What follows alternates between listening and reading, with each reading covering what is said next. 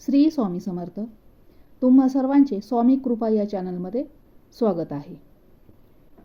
मित्रांनो, गुढीपाडव्याच्या दिवशी वर्षारंभ होतो, म्हणून त्या दिवशी आपल्याला काही वस्तू खरेदी करायच्या असतात.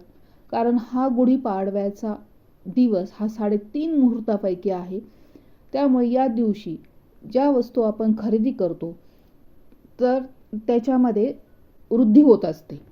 म्हणून या दिवशी आपल्याला काही वस्तू खरेदी करायच्या आहेत. तर आपल्याला ज्या वस्तू खरेदी करायच्या आहेत तर त्यामुळे अनेक जण या दिवशी सोने चांदी खरेदीला प्राधान्य देतं. पण प्रत्येकाला सोने चांदी खरेदी करणं हे शक्य नसतं. गुढीपाडव्याच्या दिवशी या वस्तू तुम्ही आवर्जून खरेदी करू शकता. तर त्या वस्तू कोणत्या आहेत? तर सर्वप्रथम आपल्याला देवघरामध्ये ज्या वस्तू लागणार आहेत तर त्यामध्ये तुम्ही देवाचे कपडे घेऊ शकता, देवांना अंथरायचे आसन, बसायचे आसन घेऊ शकता, बालकृष्णाचे कपडे आहेत ते घेऊ शकता.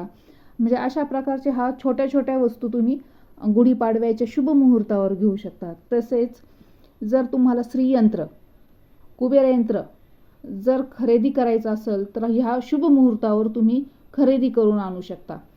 पण मला एक सांगायचं आहे, फक्त तुम्ही हे श्रीयंत्र, कुबेर यंत्र फक्त खरेदी करून आणून देवघरामध्ये स्थापन नाही करायचं. जर तुमच्याकडून ह्या यंत्रांवर सेवा होणार असेल, महिन्यातून एकदा तरी सेवा होणार असेल तरच तुम्ही हे श्रीयंत्र, कुबेर यंत्र आणा. कारण की नुसतंच घेऊन यायचं आणि देवघरामध्ये साठवून ठेवायचं याला म्हणजे काही उपयोग नाही ह्या गोष्टीचा. कारण की काय होतं, बरेच जण म्हणतात का आमच्या घरात श्रीयंत्र आहे, कुबेर यंत्र आहेत, तर आम्हाला तरी आर्थिक चणचण जाणवते. तर ह्या गोष्टी कशामुळे होतात का आपण फक्त ते साठवून ठेवतो देवघरामध्ये, पण ते आपण सिद्ध करून घेत नाही. त्याची महिन्यातून एकदा तरी ते यंत्र आपण सिद्ध करत नाही. कारण की दर महिन्यातून, आठवड्यातून एकदा तरी ते यंत्र सिद्ध करावं लागतं, त्याची पंचोपचार पूजा करावी लागते. जर तुम्हाला त्या यंत्रांवर सेवा होणार असेल तरच हे यंत्र तुम्ही घरी आणा, नाही तर कृपया ते घरी आणू नका. तसेच तुम्ही देवाचे पुस्तकं आणू शकता, एखादा ग्रंथ आहे तो ह्या दिवशी तुम्ही खरेदी करू शकता. तर अशा प्रकारचे ह्या ज्या देवघरामध्ये लागणाऱ्या गोष्टी आहेत तर तुम्ही आवर्जून गुढीपाडव्याच्या दिवशी खरेदी करू शकता. तसेच माता लक्ष्मीला अत्यंत प्रिय असणारी वस्तू म्हणजे आपल्याला त्या दिवशी घेऊन यायची आहे. कारण की हे त्या शुभ मुहूर्तावर घेऊन यायचे.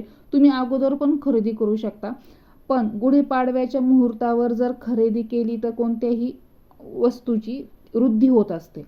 म्हणून आपल्याला त्या शुभ मुहूर्तावरच ही वस्तू आणायची आहे. तर ती वस्तू आहे लेकुरवाळी हळकुंड घेऊन यायचं आहे. तर हळकुंड आणायचं आहे आणि वाटीमध्ये ठेवून आपल्याला देवघरामध्ये त्याची पूजा करायची आहे. त्यानंतरून तुम्ही ते हळकुंड बारीक करून देवघरामध्ये हळदीकुंकवाबरोबर ते वापरू शकता.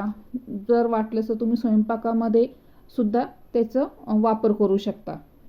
कारण हळद ही माता लक्ष्मीला आकर्षित करत असते आणि माता लक्ष्मी आपल्या घरामध्ये स्थिर स्वरूपात ठेवण्यासाठी मदत करतात ह्या गोष्टी. तर अखंड वास करते माता लक्ष्मी आपल्या घरात आणि आपल्याला आर्थिक अडचण कधीच येत नाही. तसेच तुम्ही माता लक्ष्मीला आकर्षित करणारी दुसरी गोष्ट म्हणजे कवड्याची खरेदी करू शकता. पण मी परत तेच सांगेल, जर तुम्हाला सेवा शक्य होत असेल तरच कवड्यांची खरेदी करा. कारण की कवड्या सिद्ध करून फक्त आपल्याला त्या देवघरामध्ये स्थापन नाही करायच्या आहेत, आपल्याला त्याच्यावर वेळोवेळी सेवा करायच्या असतात, त्या सिद्ध करायच्या असतात. जर तुम्हाला सेवा होणार असेल तरच कवड्यांची खरेदी करा. तसेच तुम्ही घराला पण कवड्यांचे तोरण ह्या दिवशी खरेदी करू शकता. तसेच तुम्ही ह्या गुढीपाडव्याच्या दिवशी धान्य करू शकता. गहू, बाजरी, ज्वारी, डाळ जे तुम्हाला वर्षभर टिकणार आहेत तर ते तुम्ही खरेदी करून साठवून ठेवू शकता. तसेच दुसरी गोष्ट म्हणजे तुम्ही 5 रुपयाचं का होईना तूप खरेदी करा आणि ते तूप खरेदी करून तुम्ही देवघरामध्ये त्याचा दिवा नक्की लावा. ही गोष्ट नक्की करा, कारण की लक्ष्मीला अत्यंत प्रिय असणारा गोष्ट आहे तूप. तर ते तूप तुम्ही नक्की खरेदी करून त्याचा दिवा गुढीपाडव्याच्या दिवशी देवघरामध्ये नक्की लावा.